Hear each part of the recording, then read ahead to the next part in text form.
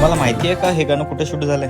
तर आज आपल्या शोध मुंबईच्या पार्टमध्ये आपण एक्सप्लोर करणार आहोत वरळीचा किल्ला. किल्ल्यावर जायचा मार्ग तसा गल्ली बोल्यातूनच आहे आणि मुंबईचे किल्ले चढायला इझी. म्हणून यावेळी आपल्यासोबत आहे ही सर्व गँग. सुट्टीचा दिवस म्हणून मैदानावर सर्व बाजूला क्रिकेटचे पिच भरलेले आणि तिथूनच नजरेस पडला तो वरळीचा किल्ला.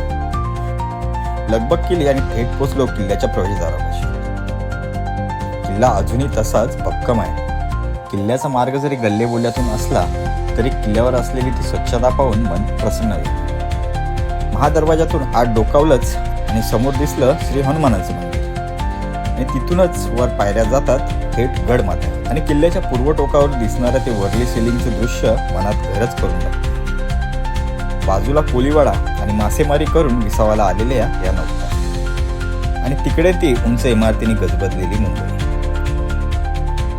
तो तिकडे दिसतोय तो दादर आणि हा आपला सिलिंग. समुद्रमार्गे होणाऱ्या व्यापारावर लक्ष ठेवण्यासाठी बांधलेला हा किल्ला.